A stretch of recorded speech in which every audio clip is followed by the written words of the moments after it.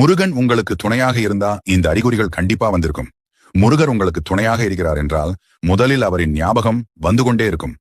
எதற்கெடுத்தாலும் முருகா முருகா என்றும் ஓம் சரவணபவ என்றும் கூறுவீர்கள். அவர் மீது அன்பு அதிகரித்துக் கொண்டே போகும். அடுத்தாக வேல் சேவல் மயில் இதெல்லாம் பார்க்கும்போது உடனே முருகர் ஞாபகம் வந்துவிடும். அது மட்டுமில்லாமல் வேல் சேவல் மயிலை அதிகமாக பார்த்து கொண்டே இருப்பீங்க.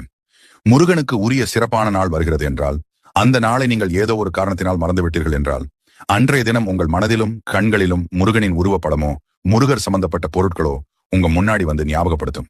இது மாதிரி உங்களுக்கு நடந்திருக்கப்ப போய் காலண்டர் பாத்தீங்கன்னா அன்னைக்கு முருகருக்கு உகந்த நாளாக தான் இருக்கும். விசாக நட்சத்திரம், கிருத்திகை, செவ்வாய்க்கிழமை, சஷ்டி இது மாதிரி ஏதோ ஒரு நாளாக இருக்கும். நீங்க ஒரு கஷ்டத்துல இருக்கும்போது உங்களுக்கு உதவி செய்ய ஒருத்தவங்க வருவாங்க. அவங்க பேர் கண்டிப்பா முருகன் பேர்கள் உள்ள ஒருத்தவங்களாகத்தான் இருப்பாங்க. அடுத்து மனசுக்குள்ள ஏதாவது ஒண்ணு போட்டு குழப்பிட்டு இப்ப நம்ம எடுத்திருக்கக்கூடிய இந்த முடிவு சரியா தப்பான்னு குழம்பி தவிக்கும்